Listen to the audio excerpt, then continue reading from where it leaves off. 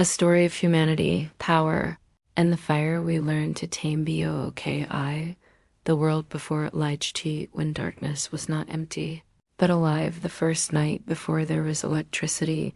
Night was not silent. It breathed. When the sun fell beyond the edge of the land, darkness did not simply arrive, it advanced, slowly and deliberately, like a living presence. Shadows stretched long fingers across the earth. Trees became taller. Stones turned into crouching beasts. The familiar world dissolved into uncertainty. For the earliest humans, night was not a time, it was an enemy. They did not measure hours. They measured survival. In a small clearing beside a river somewhere that would one day be called a civilization, people gathered as the sky darkened. The air smelled of smoke and damp soil. At the center of the circle burned a fragile flame, trembling as if aware of its importance. That fire was everything. Without it, there would be no stories. Without it, there would be no safety. Without it, there would be no tomorrow. Children pressed close to their mothers. Hunters sharpened stone blades, though they knew the blades were useless against what lurked beyond the light. Elders stared into the fire, seeing not wood and flame, but memory itself. They did not know the word electricity. They did not know energy, but they understood power. Power was the fire that kept the beasts away. Power was the sun that returned each morning. Power was the thunder that split the sky and killed without warning. And power, they believed, belonged to the gods. A life ruled by the sun and the world before light. The sun was the master clock. People woke when it rose. They worked while it rolled the sky. They rested when it vanished. There were no late nights, no glowing cities, no endless labor. Darkness and forest rest with absolute authority. Farming societies rose and fell by daylight. Fields were plowed from dawn to dusk. Harvests were gathered before shadows grew too long. Once night arrived, the land became untouchable. Homes were designed not for beauty, but for survival. Small openings, thick walls, fires at the center, smoke-blackened ceilings that told stories of generations. Time was slow. Life was repetitive. Death was close. Yet in this simplicity, humans learned something profound. Cooperation. No one could face darkness alone. Villages formed not because people wanted neighbors, because they needed witnesses. Someone to confirm the sun had risen. Someone to guard the fire while others slept. Someone to scream if something moved in the night. Community was humanity's first. Technology. The gods of fire and sky. When humans could not explain the world, they named it. Lightning became a god's. Anger. Thunder was a warning. Fire was sacred, stolen from the heavens or gifted by divine hands. Across continents, the stories were the same, only the names changed. In ancient lands yet to be mapped. Fire was Prometheus's crime. Lightning was Zeus's weapon. The sun was Ra's eye. Storms were Indra's chariot. Darkness was not absence, but intention. To control fire was to flirt with divinity. Fire was fed carefully, never wasted, never disrespected. Ashes were preserved. Embers were carried across distances like holy relics. Entire migrations depended on keeping flame alive. To lose fire was to begin again, at the mercy of chance. And so humanity learned reverence not for light itself, but for control over light. Cities without nights as civilizations grew. Darkness adopted. In Mesopotamia, oil lamps flickered in narrow streets. In Egypt, torches lined temples, their smoke staining stone with history. In China, lanterns glowed like captured moons, but these were illusions of control. Light was weak, short-lived, expensive. Only the powerful could afford to push back the night. Palaces glowed while slums disappeared into blackness. Temples shone while peasants slept early. Light became status. The night was still victorious. Most of humanity lived half its life unseen. Fear, stories, and the long dark without artificial light. Imagination rolled. The dark amplified sound. Every rustle became danger. Every silence became threat. Humans learned to fear what they could not see and to explain it with stories. Monsters were born in shadow. Spirits walked at night. The dead returned after sunset. Stories were not entertainment. They were survival manuals. Do not wander after dark. Stay near the fire. Listen for the sounds. Parents frightened children not out of cruelty, but protection. Darkness shaped psychology itself, even today.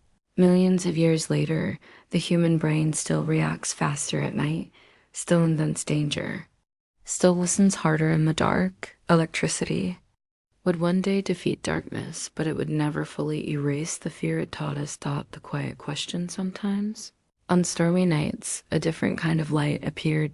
Lightning. A sudden, violent brilliance that turned night into day for a heartbeat. It split trees, ignited fires, killed animals where they stood. Some humans worshipped it, others feared it. A few wondered, what was that light? Why did it move through the sky? Why did it choose where to strike?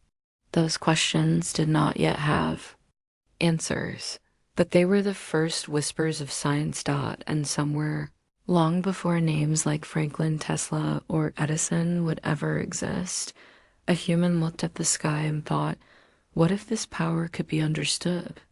Book 2 Civilizations of Flame and Associated. Humanity learned to borrow light, but not command it. Cities built around fire. As humans gathered into larger settlements, fire stopped being merely survival. It became infrastructure. In the river valleys of Mesopotamia, houses were built with central hearths. Streets curved not for beauty, but to block wind that could still flame. Entire cities were designed around the simple question, how do we keep the fire alive? Nightfall changed the rhythm of cities. Shops closed, markets fell silent. Voices retreated. Indoors. But in temples, palaces, and workshops, light continued, weak, flickering, precious. Clay lamps filled with animal fat or plant oil were lit carefully. Wicks were trimmed like surgical tools. A careless hand could waste hours of labor. Light was not abundant. It was managed. Those who controlled light controlled time. The first engineers of light in ancient Egypt. Light became ritual. Temples were aligned with the sun's path. Corridors were carved so that sunlight would strike a statue only once a year on a holy day. At night, priests carried lamps whose flames were believed to house divine presence. Light was choreographed out in China. Paper lanterns spread like floating stars during festivals. Their beauty disguised their danger. Entire districts could burn if wind turned against them. In India, rows of oil lamps marked victory over darkness during Diwali, celebrating not permanent conquest, but temporary triumph. Across cultures, humans were learning the same lesson. Light could be shaped, but it could not yet be mastered. Time, measured by flame before clocks. There was fire. The Greeks used candle clocks, markings on wax, measured the passing of hours as the candle melted. In monasteries, bells rang when flames reached certain lengths. Time was consumed. Night labor existed, but it was rare and exhausting. Writing by lamplight strained eyes. Scholars squinted over scrolls, aware that knowledge itself had a physical cost. Many discoveries were delayed not by lack of intelligence, but by lack of light. Darkness limited curiosity. The invisible forces, even without understanding electricity. Ancient thinkers noticed strange behaviors. In Greece, Thales of Miletus observed that amber, when rubbed with cloth, attracted feathers and dust. A curiosity, a trick, a footnote. In China, lodestones pulled iron mysteriously. Compasses were born not from understanding, but usefulness. These were forces without fire, power without flame. Motion without muscle. They were not yet connected. But they were remembered. Humanity was unknowingly collecting clues. Night and power in ancient Rome. Street lighting existed, but barely. Oil lamps hung at intersections. Their purpose was not safety, but authority. Light marked control. Where lamps burned, Rome ruled. Where darkness began, uncertainty followed. Criminals thrived in shadow. Curfews existed not because law demanded it, but because darkness enforced it. Empires rose and fell by daylight. But they feared the night, the cost of darkness despite innovation. The world remained fundamentally dark. Most people never traveled at night. Most knowledge slept with the sun. Most lives ended without seeing more than a few hours past dusk. Darkness shortened ambition. Human civilization advanced, but slowly, cautiously, constrained by the cycle of light and shadow. And then history faltered. The long pause as empires collapsed. So did their lights. Rome fell, and Europe dimmed. Roads crumbled. Lamps disappeared.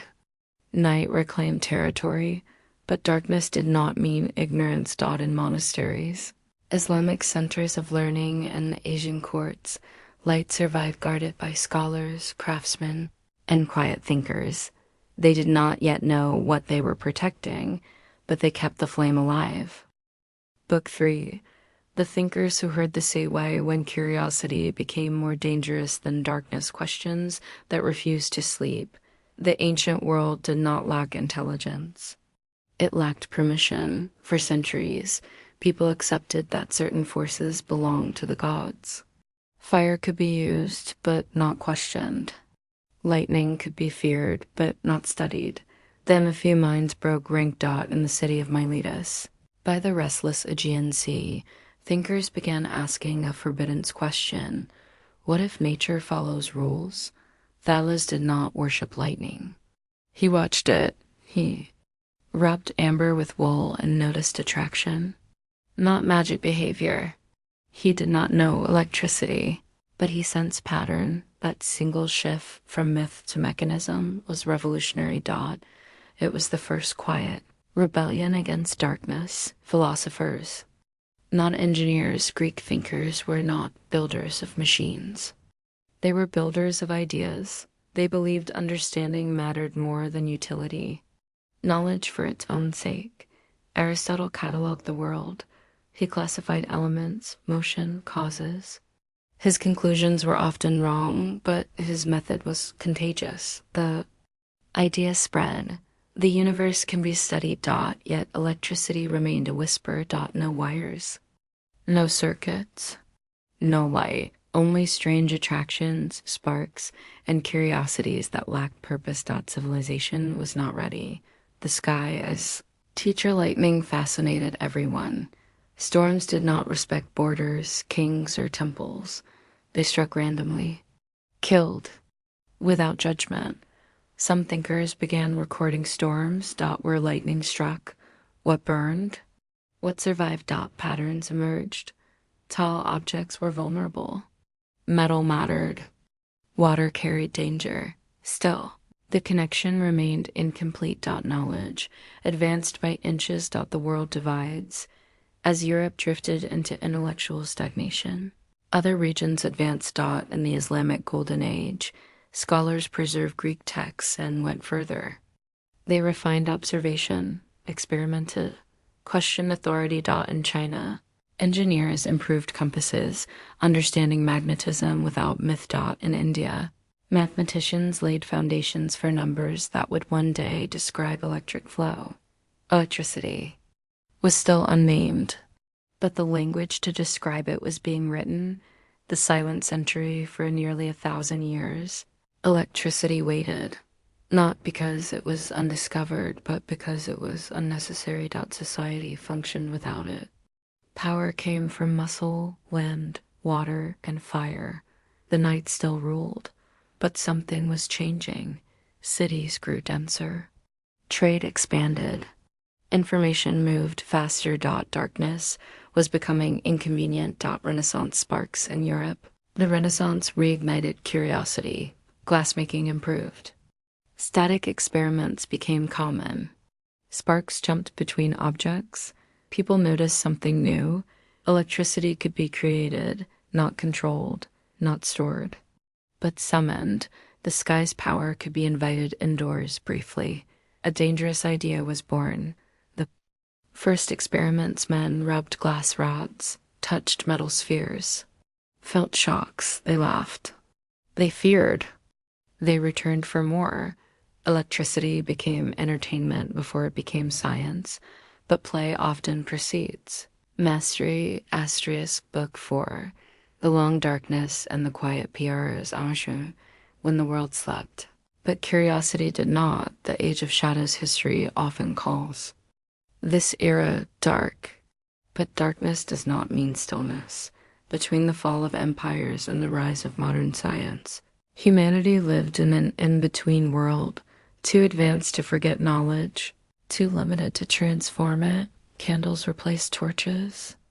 Oil lamps replaced candles. But night still won. Cities remained dim. Homes remained small. Dreams remained cautious. Electricity was no longer unknown, but it was not yet useful. And usefulness, not truth, drives civilizations forward. Alchemy, faith, and fear. Those who studied unseen forces walked dangerous ground. To question nature was to question God. To experiment was to risk accusation. To be curious was to be watched. So inquiry hid behind other names. Alchemy searched for gold but discovered acids. Metals, reactions. Astrology charted stars but refined observation and mathematics. Religious study preserved texts but secretly encouraged logic. Electricity remained a ghost force. It appeared in sparks, shocks, and storms, but never stayed. People felt it, then lost it. Magnets and maps. One force, however, proved too useful to ignore. Magnetism. Compass transformed travel. Oceans shrank. Trade expanded. Empires touched shores they never knew existed. Yet magnetism and electricity were treated as strangers, unrelated. Miracles. Humanity could feel the pull of the earth itself, but not yet explain it. Still something important happened. People began to trust invisible forces. If magnetism could guide ships, perhaps other unseen powers could be tamed. The quiet mathematicians, while kings fought wars. Mathematicians built the future.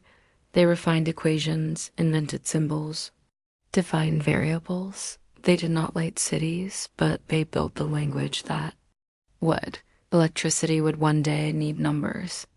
It would need laws. It would need precision. These thinkers prepared the ground without knowing what would grow. Glass, sparks, and curiosity. By the 17th century, curiosity grew bolder. Static electricity became a spectacle. Glass globes spun. Sparks danced. People shocked themselves for amusement. The elite gathered to watch electricity jump.